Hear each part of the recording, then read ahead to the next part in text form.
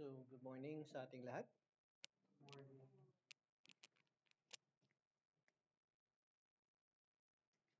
So, bago ang lahat, binabati ko po ang lahat ng mga tatay. Happy Father's Day to everyone. Ram,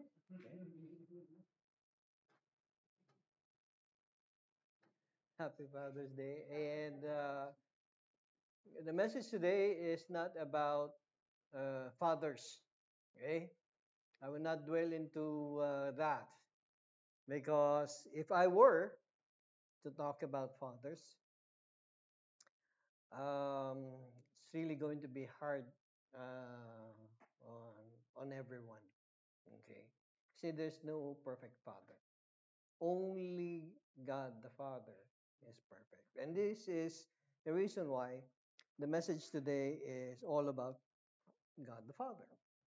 Okay? Para nang sa ganun, meron tayong He is going to be, God the Father will be our benchmark. Okay?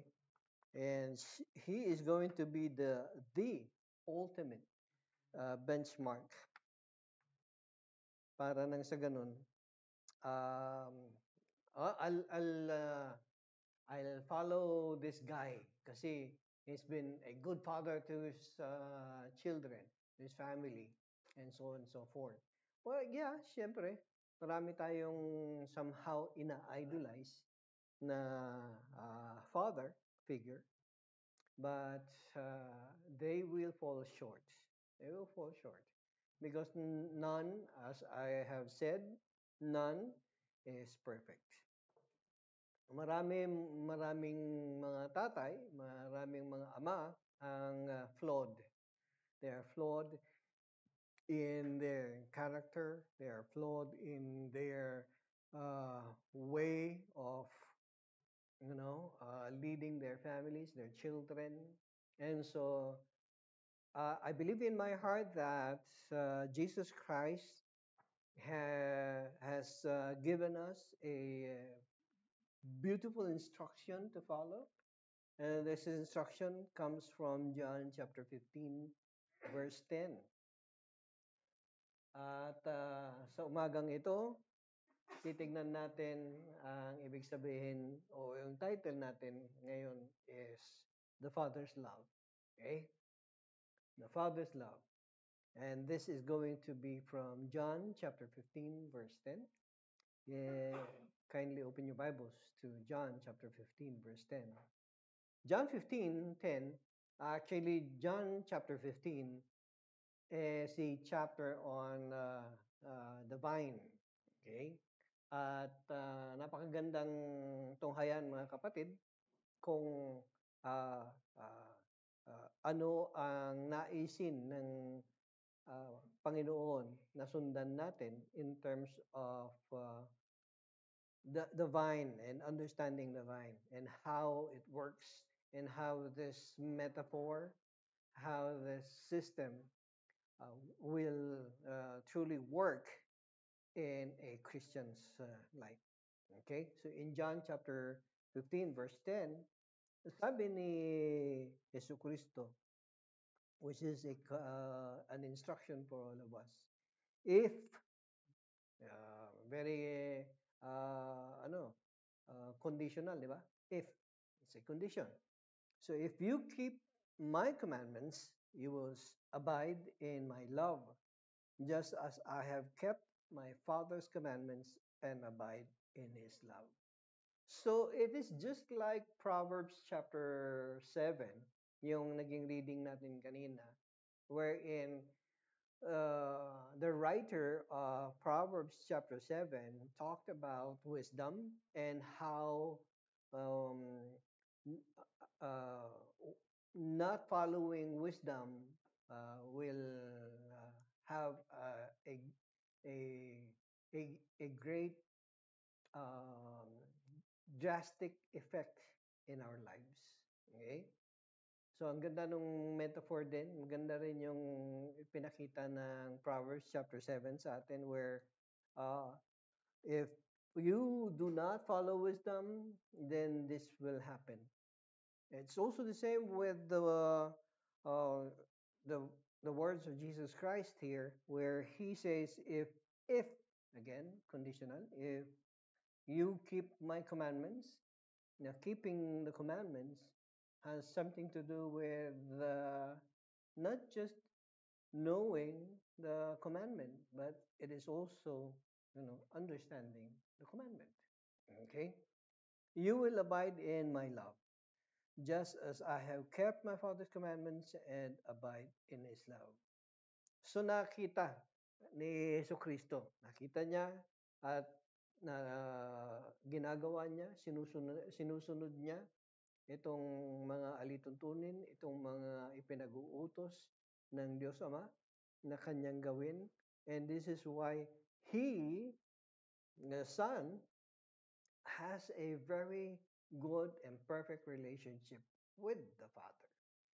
And this is the desire of Jesus Christ, that we too ought to have a good relationship with the Father by following who? Christ. By following Him. Nakita naman natin yung pagkakatugma-tugma, yung sequence niya, nakita natin, di ba? If you keep my commandment, if you keep Jesus Christ commandments, you will abide in my love. So, may connection na tayo, di ba, sa Kanya. Again, looking at this passage, sabi niya in the second part, just as I have kept my Father's commandments and abide in His love. So, meaning, yung connection natin with Jesus Christ also would connect us with the Father. Okay? Kaya napakagandang tunghayan, mga kapatid, at siya yung gawin nating benchmark. Okay? Si Jesus Christ mismo ang gawin nating benchmark in terms of uh, abiding and following God the Father. Okay? Mahirap talaga. Sa panahon ngayon, mahirap ang maging ama. Okay? Mahirap ang maging ama. The delight of a father, the delight of, sino bang naging, dalawa pa lang kami dito naging tatay. Yung tatay ko, hindi ko alam, ikaw, tatay ka na ba? Alright. Pakilala mo. Alright, pakilala mo. Mamaya. Okay. Sino?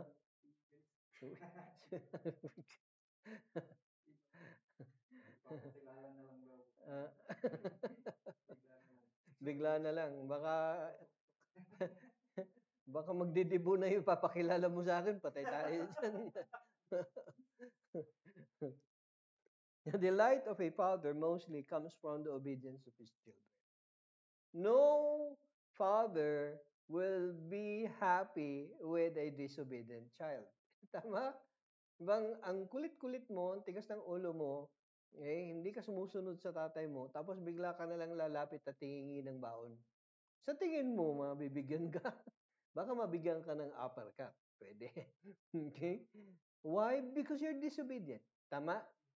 And what delights the father? What delights the father? It is an obedient child. Okay? And it works uh, uh, accordingly with God the Father. Ang Diyos natin, ang ang Heavenly Father natin, He also would delight in us as His children if we know how to obey. Yes. It has something to do with our obedience, mga kapatid. It has nothing to do with, doing chores, di ba? May mga ganun eh. May maraming mga ganun Kristiyano. They do this, they do that. I went to the mission field. I went to feed all the hungry people down along Session Road. Okay? Kahit hindi sila naghihimingi ng pagkain, binigyan ko sila ng pagkain. Oh. Sige. Talagang just to give a point. The point is, meron siyang ginawang kawang gawa. Pero ang tanong dito, ito ang tanong, pinagagawa ba sa iyo yan ng Ama? Pinagagawa ba sa iyo yan ng Diyos? Yeah, there you go. And it so happens na maraming mga Kristiyano tuliro or they are overwhelmed Okay? They're overwhelmed with a lot of things, most especially in the ministry, where they thought na kung ano yung ginagawa nila sa ministry has something to do with the Father and delighting the heart of the Father. No, it doesn't work that way. It doesn't work that way. Kaya babalik ulit tayo sa ano bang pinag-uutos na gawin sa atin. Okay? Ano ba yung dapat nating gawin muna? Do we have a good relationship with the Father in the first place? Dahil kung hindi good yung relationship natin, kahit na ikaw pa yung naglilinis ng buong bahay, okay? Okay, sige, nandoon na tayo. Nakatira ka sa tahanan, bahay ng tatay mo. Okay, you're doing all the chores, you're doing everything, you're working hard, and here comes a guest. Here comes a guest. Pumasok siya sa sa bahay, talagang nakita niya. Ah, spotless yung bahay, talagang linis ng bahay. Yung kotse, yung garahe, lahat, everything is uh, very neat. Okay? And you have done that inside that house. Okay? You have done everything in that house. Now, the guest will now ask, ah, nasaan yung father mo?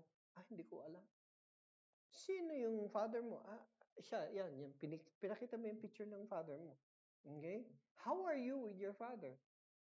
Wala lang. You see, maraming ganong Kristiyano.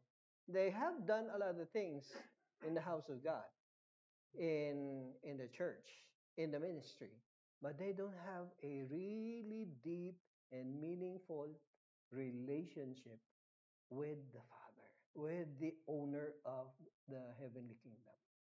Ito yung masaklap eh. Ito yung nakakalungkot. Okay? And so, this is why Jesus Christ says that we need to fix things. We need to fix this gap between us and God the Father by obeying God. Okay? How do we obey God? Not about the forms and the ways of the temple. No. It has something to do with your relationship with God Himself. Okay? Any father would prefer to have a child who obediently follows his instructions. Okay? Mas mainam yan na nakikita na nag-o-obey ka. Okay? Nag-o-obey ka. Hindi man siguro, naintindihan niya ng ama eh. Like for example, kung meron yung ama ay nag-iisa lang yung anak niya at maraming chores, maraming gawain sa loob ng bahay at may pinag-uutos yung tatay. Hindi naman matutuwa yung hindi naman after yung tatay sa kalinisan ng buong bahay all at the same time. Boom! Isang bagsakan, malinis ang buong bahay. No. It has something to do with him having a good communication, having a good relationship with his child, with his son, with his daughter. Where kung ano yung pinag-uutos niya, yun ang ginagawa mo. Hindi yung hindi yung kasi meron yung ganun, 'di ba? Meron kang ginagawa, meron kang tinatrabaho. Pero ito ba yung ipinatatrabaho sa iyo ng ama? Yun ang tanong doon, 'di ba? To the point na sandali, Lord, busy ako. Huwag mo akong istorbohin. Huwag mo akong utusan muna. I'm doing something. Yan, merong ganong instance. Now, the father wants to have a good relationship with you, with his children. How? Let's talk about obedience. Okay? Obedience is necessary for a balanced relationship. Okay? Ganun din, as Jesus Christ spoke to his disciples of how the branches continues to live being attached to the vine and depend on all things, he gave a deep emphasis on the word abide. Okay? Pagka sinabi kasing abide, it has something to do with you still clinging on. Okay? Nakakapit ka pa rin. Nakapangunyapit ka pa rin doon sa mismong puno. Kung ikaw yung tangkay, kung ikaw yung branch, ikaw yung nakakapit pa rin doon sa mismong puno. Ano bang kailangan? Bakit kailangan nakakapit ka pa rin doon sa puno? Because you need sustenance, di ba? You need direction. You need to be sustained. Yun ang ibig sabihin nun. Being apart, a branch being apart from the whole vine itself will no longer, uh, it will not last. Mamamatay at mamamatay. Di ba? Kaya nga tunghayan natin na let's look at ourselves kung am I still attached to the vine in terms of, me and the Word of God? Okay? Kasi yun ang nakakalungkot sa marami. Uh, they have, they are still attached to the vine in terms of name only. Na naturing ang Kristiyano o born again. Hanggang doon na lang.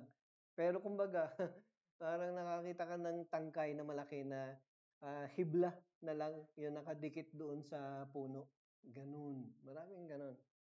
At pagka nagkamali ng ihip ng hangin, wala na. Isang bagsakan na lang yun. Matatanggal. As we abide in God, we must find ourselves relying fully in the sovereignty of God.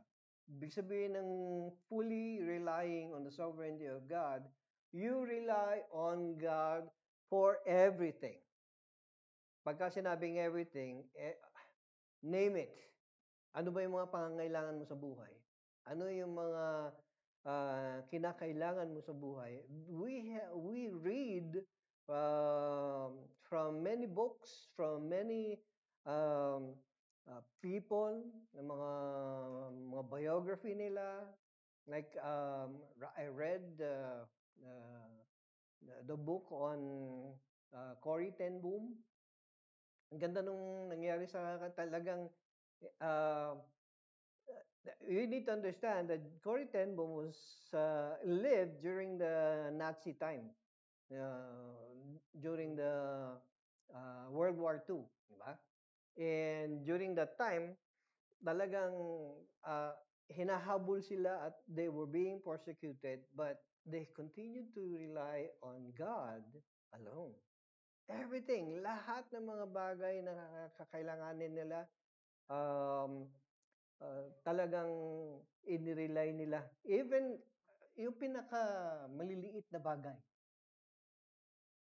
bagay ng pangangailangan ng isang tao, Corrie ten Boom showed how she relied on God on all things. Take for example si George Mueller. Ganun din na nangyari kay George Mueller. Okay? And this is the reason why during the time ng nung si George Mueller ang nag-take over doon sa isang church. May church na noon eh, doon sa kung saan siya naglagi. Nung siya na ngayon ang naging pastor nung church na uh, uh, pinuntahan niya, merong palang culture sila doon sa church na yun. They have a culture. There are two kinds of church pews or chairs. Yung mga upuan sa chair sa harapan ng simbahan ng church. Yung mga pew o mga upuan sa harapan, these are paid. These are paid chairs by those who are able to pay. But if you're not able to pay, you go back there, behind. Doon ka sa likuran. Kasi hindi ka makapagbayad eh. And tinanggal ni George Mueller yung culture na yon.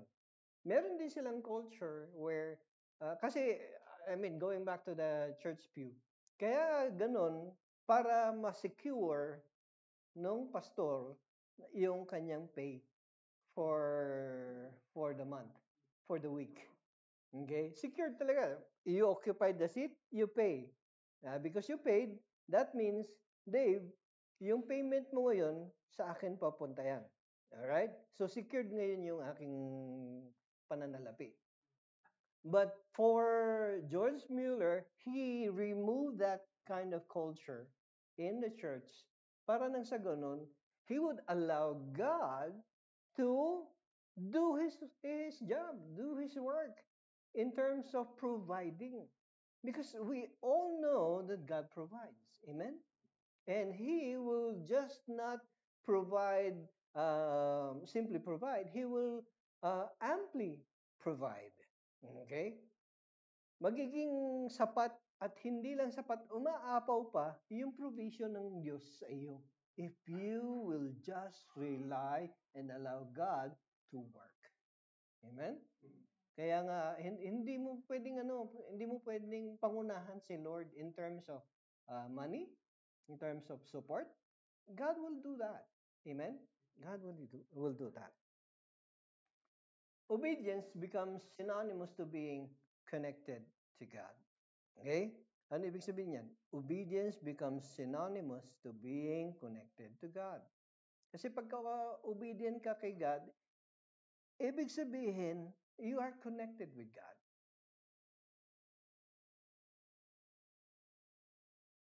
Pero merong we need to understand na meron din yung mga uh, how, how do we how do we obey? Do we obey with a cheerful heart or with a grudging heart? Meron ganun, di ba? Then, with that being said, I believe that si Lord lang makakakita niyan. Right? Kasi si Lord lang makakakita ng puso eh. Kahit na all smile ka pa, di ba? All smile ka pa, talagang halos mapunit na yung mga pisngi mo sa smile dahil gusto mong magbigay kay Lord. Pero deep inside your heart, you are grieving. Parang masama sa loob mo na magbigay kay Lord. And the Lord knows that. The people around you will not know that. Why? Wala namang, may x-ray vision. May x-ray vision ba tayo dito? Para makikita natin yung, oh, he is doing it out of a grudging heart. Hindi. Si Lord lang ang nakakakita nun, di ba? So it's between you and God. It's between you and God.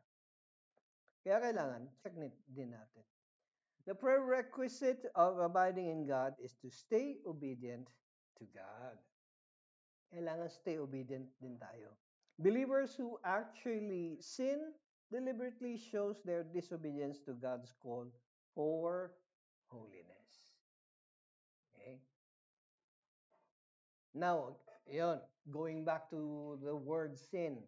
Kasi meron tayong pwedeng sabihin na, involuntary. Manadamay lang. Meron mang ganon. Nadamay ka lang. Ibang, hindi mo sinasadya, but nagkasala ka. Meron ganon. Meron naman yung deliberately doing the sin. Deliberately doing the sin. And both are unacceptable to God. Okay? We all know that. Sin is whatever call you may give to that kind of sin. All kinds of sin is sin and it is against God. It is against the holiness of God. Okay? Kaya marami sa atin, at actually, lahat tayo sablay. Tama? Lahat tayo sablay. Because we all fall short of the glory of God because of sin. Okay? Kaya kailangan, meron tayong pagtuloy natin o pagsunod natin sa pag-ayos natin ng obedience. Okay? Kailangan ng obedience. God's love flows freely for those who abide in God and obediently follow His commands. Kasi, ano lang yun parang, the love of God is the evidence of obedience. It will flow freely to anyone who obeys. Bakit? Kasi you are firmly attached to the main vine, to the yung mismong puno. Nakatouch ka eh. So ano ang pipigil doon sa sustenance na yun? Wala na, di ba? Walang pwedeng pumigil sa sustenance na dapat na matanggap mo dahil you are firmly reliant on how God would provide for you. Okay? Jesus calls his disciples to obedience by keeping his commandments. He made a good um, example of himself. Hindi pwedeng ano eh, hindi pwedeng magsabi si Jesus Christ na, you know what, I want you to follow John the Baptist for obedience. No, siya na yung mismong perfect example of obedience. 'Di ba? Wala siyang pwedeng ituro kundi ang sarili lamang niya. Why? Because he perfected obedience by following the Father, everything that has been commanded by his Father, even to the point of death, even the death upon the cross. He obeyed everything. Okay? So he can say, follow me. Follow me. Kaya nakakatakot yung ano eh. Nakakatakot yung yung mga words ni Apostol Pablo. No, if you have read the book of Romans, nung sinabi niya, follow me, sabi niya ganyan ni Apostol Pablo, di ba? Only he can say that. You know why? Because he was so sure of himself.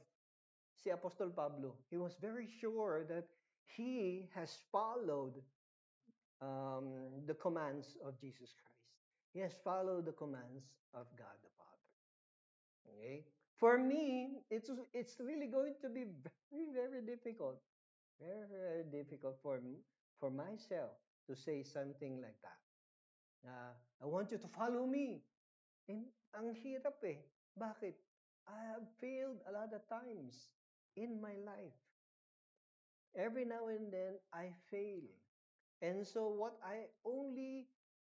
I can only do right now is to get your attention, listen to me, listen to me, and look upon Jesus Christ.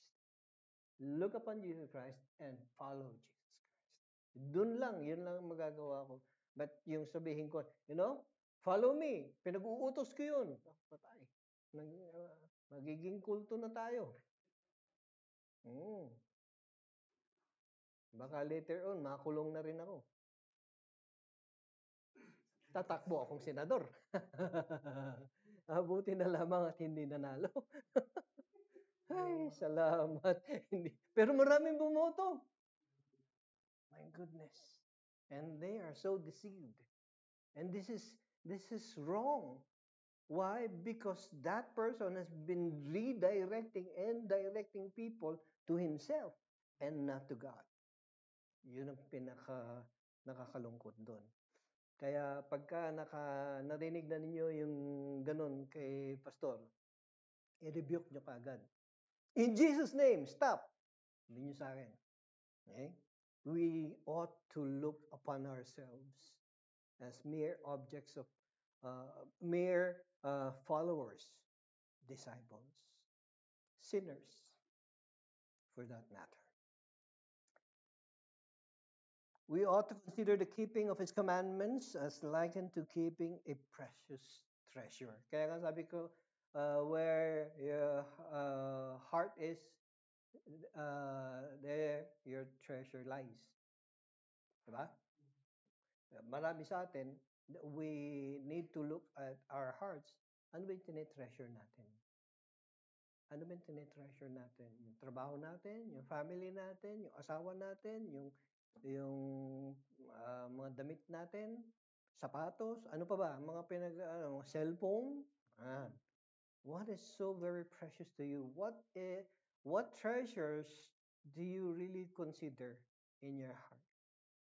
And I pray that you really treasure God in your heart. Amen?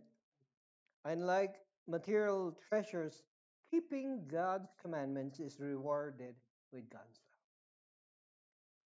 Keeping God's commandments is rewarded with God's love.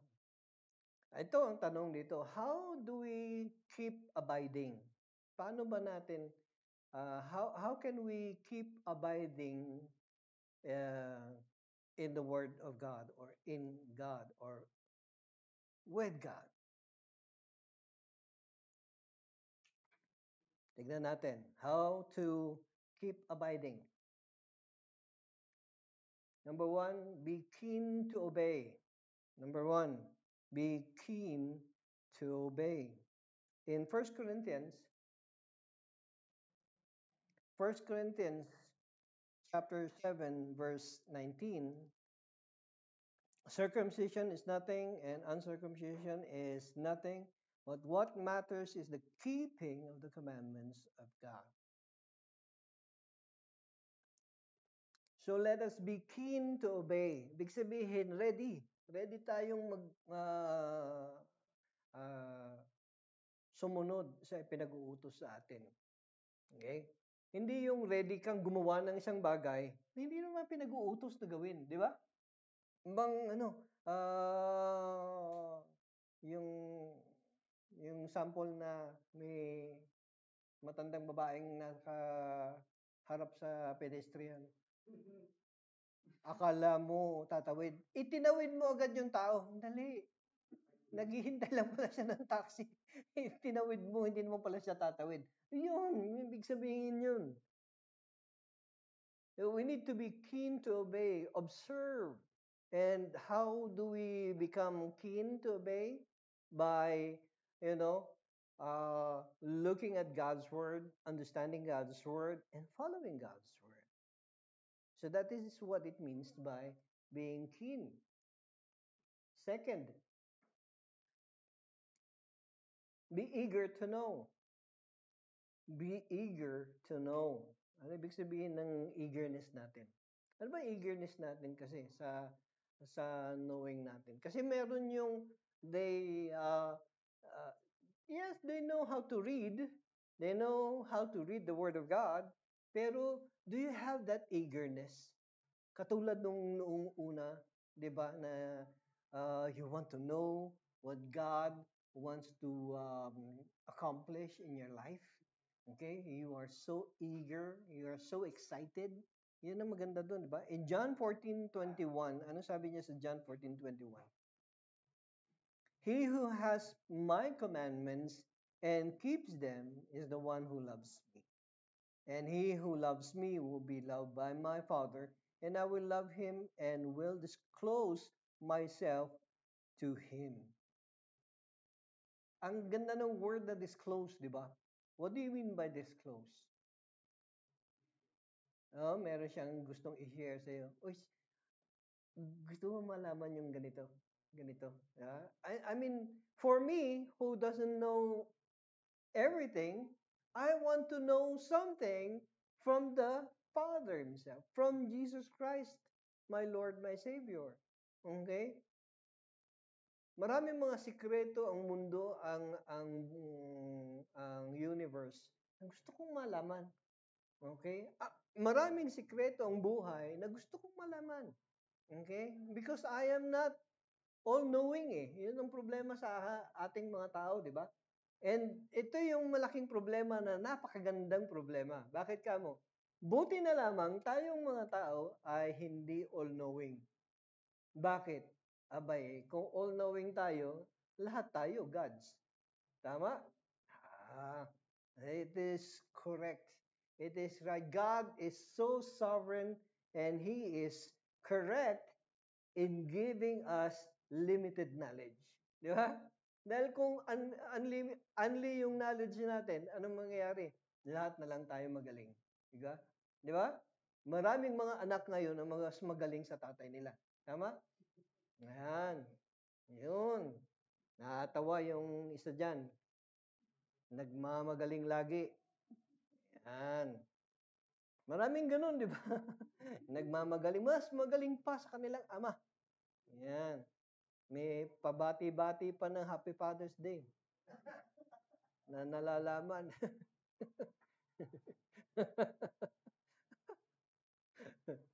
Anyways, so be eager to know what? To know who and what God wants to happen in our lives. Amen? Amen. Pangatlo, be enriched in God. Be enriched in God. Pagka sinabi mong be enriched in God, that means yung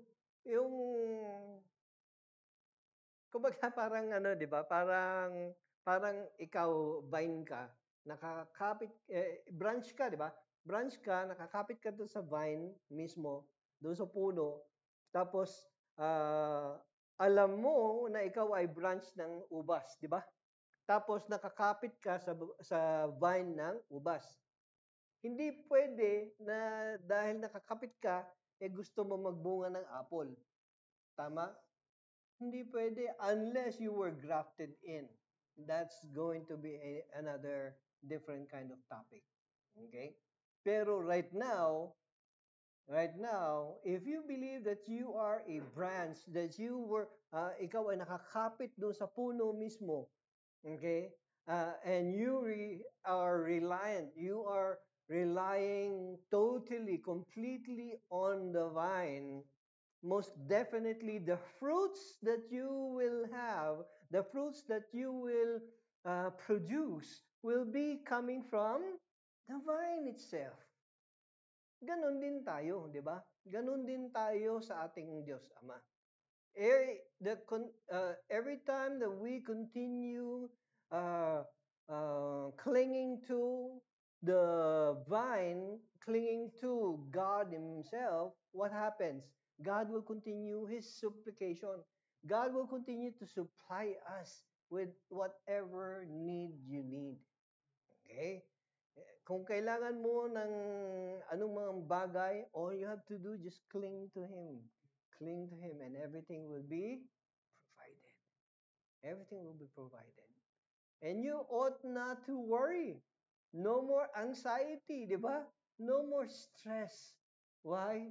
Because God Himself, is your provision. Amen? Yun nga eh. So be enriched. In Colossians chapter 3 verse 16, ano sabi niya sa Colossians 3:16? Colossians chapter 3 verse 16, let the word of Christ richly dwell within you with all wisdom, teaching and admonishing one another with psalms and hymns and spiritual songs, singing with thankfulness in your hearts to God. I would like to look into that phrase, richly dwell within you. Ibig sabihin, talagang you are being supplied and supplemented fully by God. Hindi ka hindi ka nakakatikim lang ng trickle. You know what the trickle is? Yung pakonti-konti, pa-drop-drop lang. No, continuous yung flow ng blessing sa iyo. Why? Because of your continued connection with God. So yun ang keeping, that is what it means by keeping you being in connection with God always.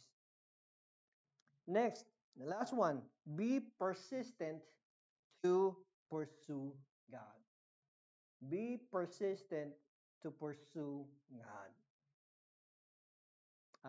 Pastor, why do we need to pursue God? Tumatakbo ba siya? Kailangan ba natin siyang habulin? Actually, doon na siya yung ultimate na, 'di ba? Siya na, yun din yung kanya God will never change. Amen? God does not change. He is the supreme source of every knowledge and everything, even life itself. Okay? Kaya kailangan nating i-pursue siya dahil we fall short. You get that? we fall short dahil hindi natin maabot yung kabanalan niya, yung kabutihan niya, yung kabuuan niya, His perfection. We will never be perfect. And so why do we pursue Him? Because we desire God. We desire God. And it is my prayer for every believer, new or old, to continue desiring God in their hearts. Amen? Kailangan desire natin si God. In 1 Timothy chapter 6 verse 11, ano sabi niya diyan? 1 Timothy chapter 6 verse 11. But flee from these things, you man of God, and pursue righteousness, godliness, faith, love, perseverance, and gentleness. Fight the good fight of the faith.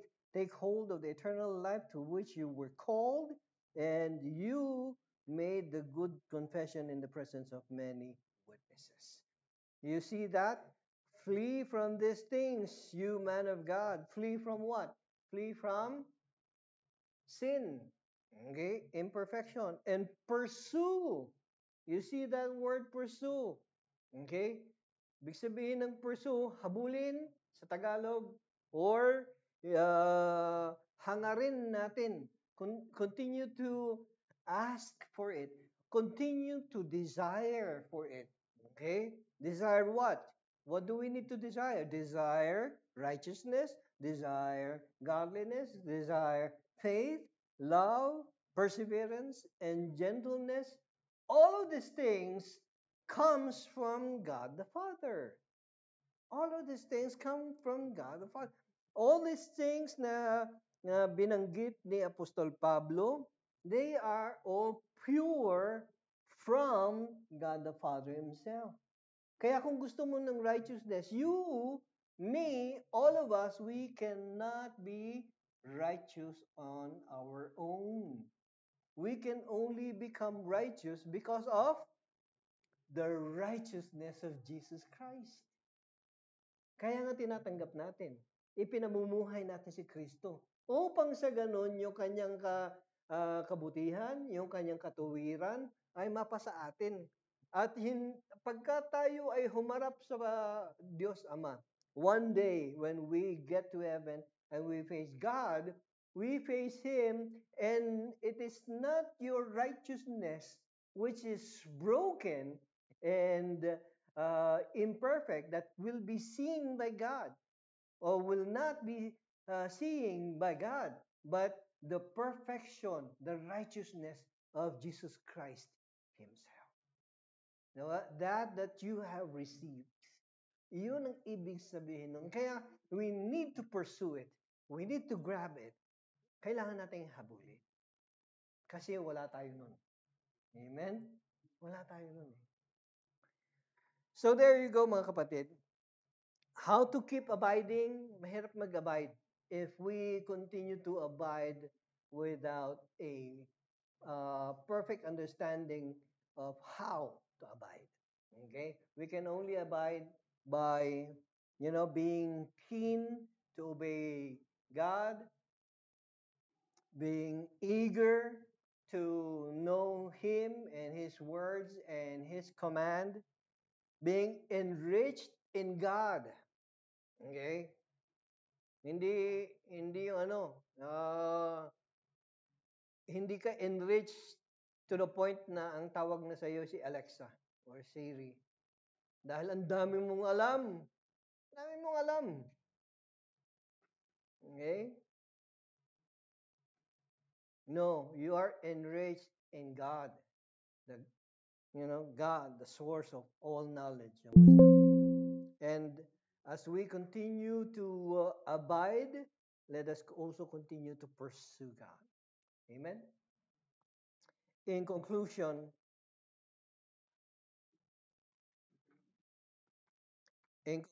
God the Father desires His children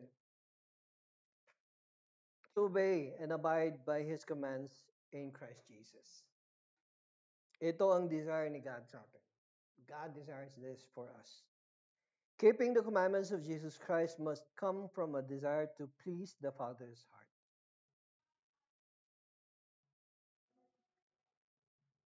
Hindi pwedeng on our own, hindi pwedeng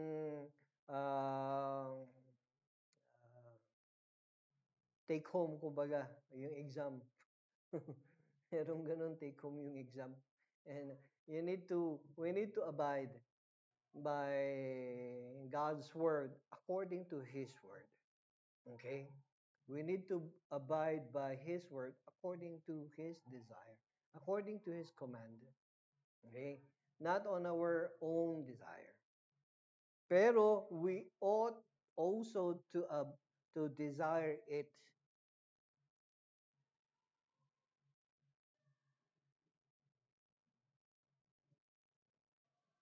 Amen. Amen. Amen. Let us pray. Father,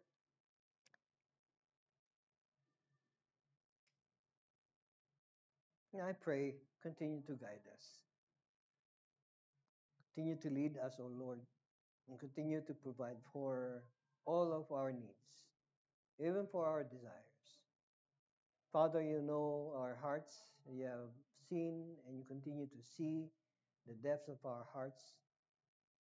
Alam mo, Panginoon, kung ano yung mga pagkakamali namin, yung mga pagkakasala namin, mga pagkukulang namin, hindi lamang sa aming kapwa, kundi lalong-lalo sa inyo. At marami, Ama, ang alam kong nagnanais na